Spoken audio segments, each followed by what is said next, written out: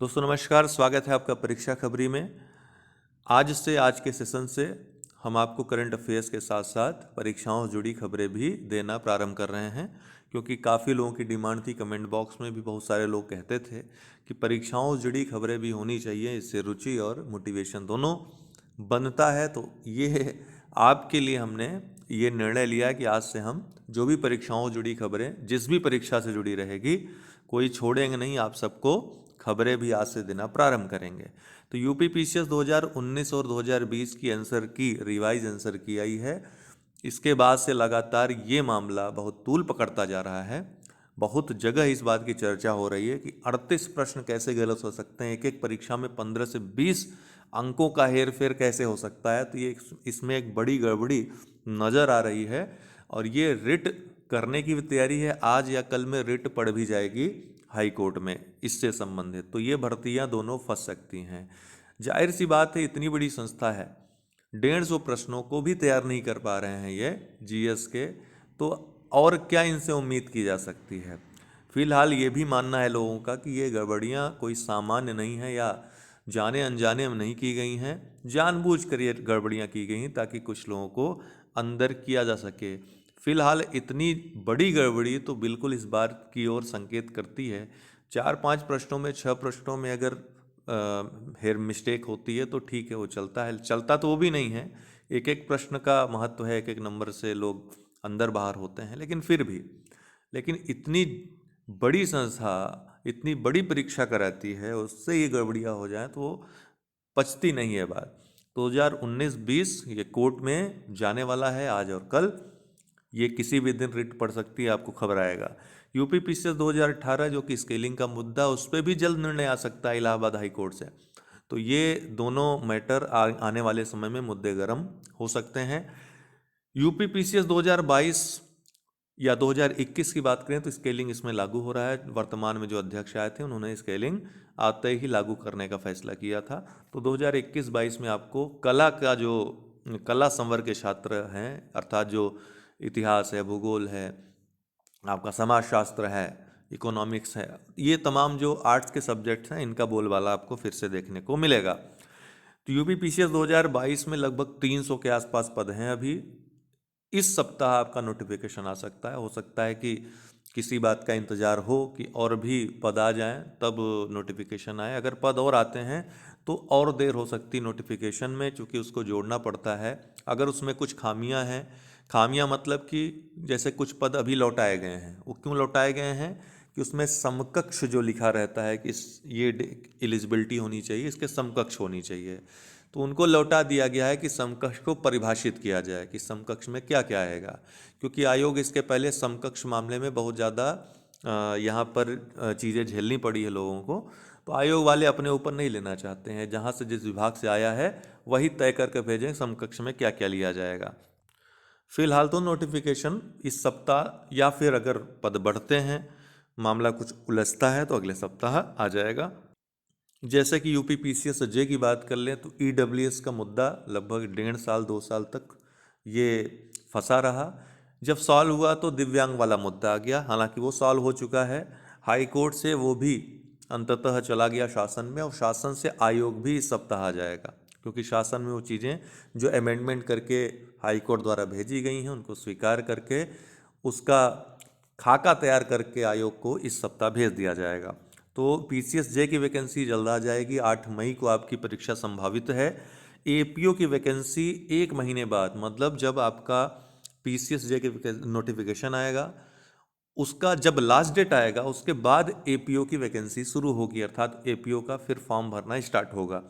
ठीक, तो जुलाई में संभवतः आपका परीक्षा एपीओ का होगा।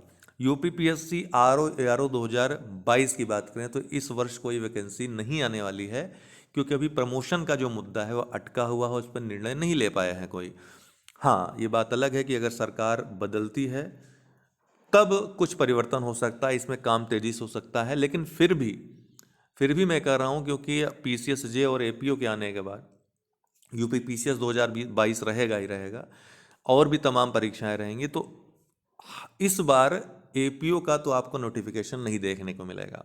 ठीक है, हाँ, यह सरकार चेंज होने के बाद काम तेजी से हो सकता है। हाईकोर्ट आरओ की भर्ती आपको पता होगा, नई बात नहीं होगी, बहुत बड़ी धांधली हुई है, वो सबके सामने है। इस पे संज्ञान लेकर के कुछ प्रबुद्ध लोगों ने रिट करने का विचार किया है और छात्रों की तरफ से भी रिट के बारे में कल चर्चा की गई है वकीलों से, और वकीलों ने इसमें ग्राउंड जो है, मजबूत ग्राउंड देखने की बात की है। दूसरी बात है कि आरटीआई के द्वारा भी कुछ बातें मांग ली गई हैं, तो डिटेल्स मिलने के बाद इस पे जरूर रिट होगा।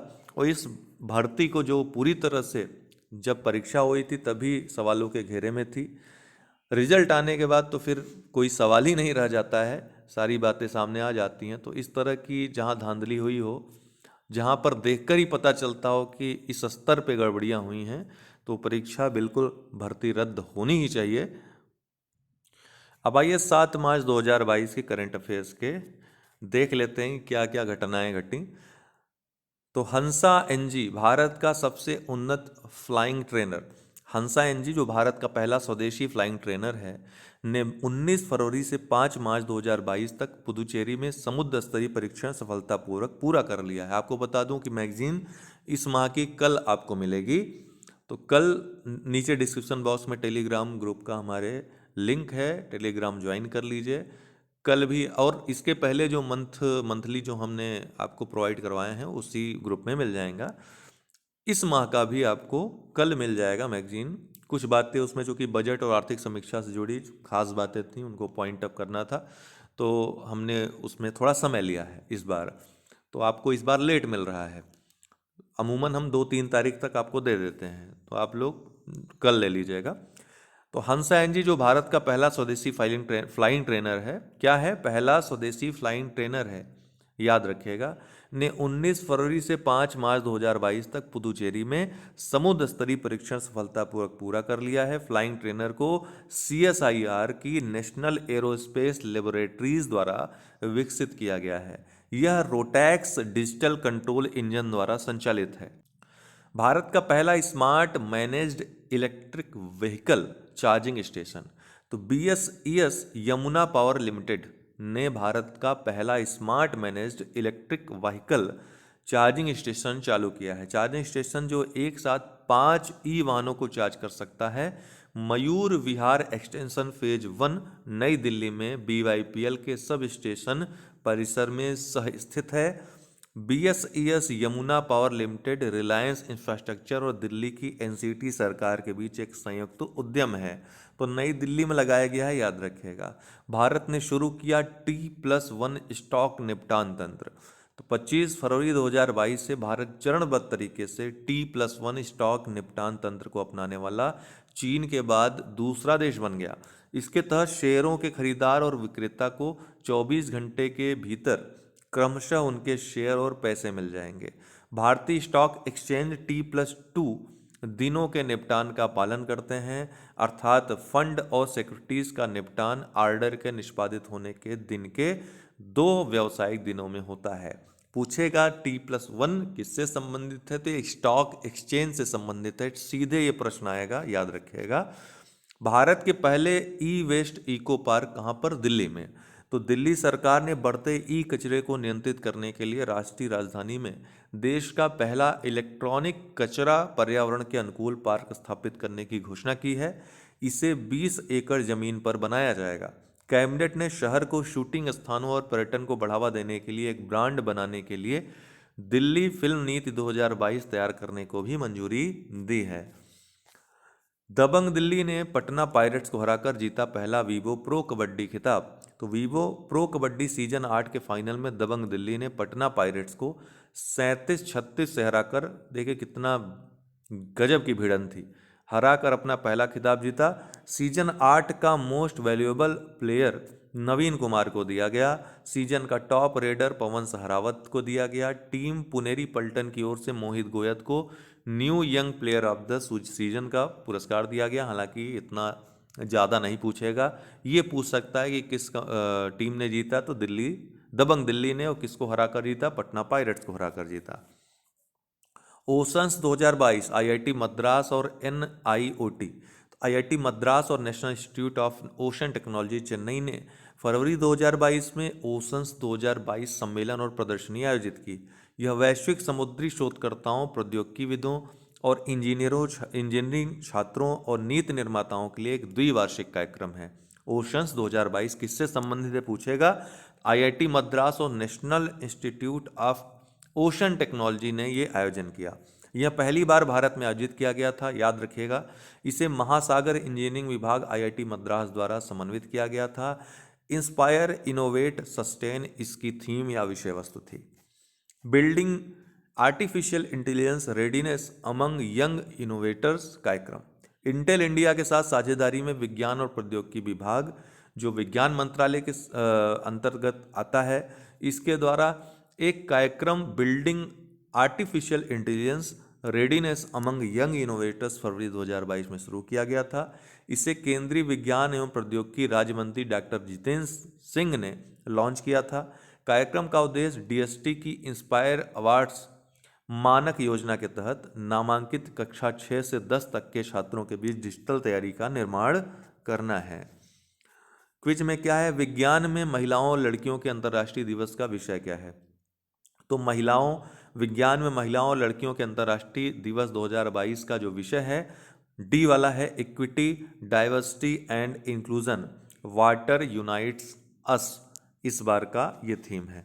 किस देश के केंद्रीय बैंक ने वित्तीय मानकीकरण के लिए एक पंचवर्षीय योजना शुरू की है? तो चाइना के। तो चीन की 4 सरकारी एजेंसियों ने अपने केंद्रीय बैंक सहित वित्तीय मानकीकरण के लिए एक पंचवर्षीय योजना प्रकाशित की है। किस राज्य के उच्च न्यायालय ने छात्रों से हिजाब मामले के निपटारे तक धार्मिक चीजें नहीं पहनने के लिए कहा है? तो चर्चित मामला है कर्नाटक का, याद है, सी वाला राइट आंसर है। कार्बन कैप्चर और उपयोग में उत्कृष्टता का राष्ट्रीय केंद्र किस संस्थान में स्थापित किया गया है? आईआईटी बॉम्बे में। तो विज्ञान और प्रौद्योगिकी विभाग ने आईआईटी बॉम्बे में कार्बन कैप्चर एंड यूटिलाइजेशन में राष्ट्रीय उत्कृष्टता केंद्र की स्थापना की है। Women in the board room report के अनुसार 2021 में भारत में बोर्ड सीटों के महिला प्रतिनिधित्व का प्रतिशत क्या है? विभिन्न बोर्डों में जो बोर्ड होते हैं उनमें महिला प्रतिनिधित्व कितना है, ये इसका मतलब है। तो 17.1%। तो भारत में बोर्ड सीटों का महिला प्रतिनिधित्व 2014 से 9.4% बढ़कर 2021 में 17.1% हो गया। तो प्रतिनिधित्व बढ़ा है, जैसा कि डेलायट की महिला बोर्ड रूम रिपोर्ट में है। किस फिल्म को 94वें अकादमी पुरस्कारों में सबसे अधिक नामांकन प्राप्त हुए हैं? जो 94वें अकादमी ऑस्कर पुरस्कार है उसकी बात हो रही है। नामांकन किस फिल्म को सबसे ज़्यादा श्रेणियों में है? तो the power of the dog को। तो जेन कैंपियन द्वारा निर्देशित पावर ऑफ द डॉग में 94वें अकादमी पुरस्कारों में सर्वश्रेष्ठ फिल्म, सर्वश्रेष्ठ निर्देशक, बेनेडिक्ट कम्बरबैच के लिए सर्वश्रेष्ठ अभिनेता सहित प्रमुख श्रेणियों में 12 नामांकन के साथ नामांकन की सबसे अधिक संख्या है। पुरस्कार कितना मिलता है ये देखने वाली बात होगी। सीमांत स्थायी सुविधा की वर्तमान दर क्या है? तो ये जो है, जो मार्जिनल एमएसएफ होता है, marginal standing facility, MSF full form क्या है? Marginal standing facility. इसकी वर्तमान दर क्या है एमएसएफ की? तो 4.25% है, पूछ सकता है। किस देश के वैज्ञानिकों ने 59 एमजे निरंतर ऊर्जा, 59 एमजे ऑफ सस्टेन्ड एनर्जी उत्पन्न करके परमाणु संलयन ऊर्जा में एक मील का पत्थर हासिल किया है? तो यूके के, यूनाइटेड किंगडम के। तो यूनाइटेड किंगडम के वैज्ञानिकों ने परमाणु संलयन ऊर्जा के उत्पादन में एक नया मील का पत्थर हासिल किया है, या सूर्य में ऊर्जा का उत्पादन करने के तरीके की नकल की है। आपको पता है कि सूर्य की ऊर्जा का जो स्रोत है वो क्या है? हाइड्रोजन का संलयन है। जो परमाणुओं का संलयन होता है हाइड्रोजन के, वह हीलियम का नाभिक बनता है। इस निर्माण में अपार ऊर्जा निर्मुक्त होती है, वही ऊर्जा सूर्य का स्रोत है, ठीक है, और तमाम तारों का भी। तो उसी का नकल किसने किया है? ये यूके के वैज्ञानिकों ने। ये आपको याद रखना है। तो आज के लिए इतना ही, बहुत बहुत धन्यवाद।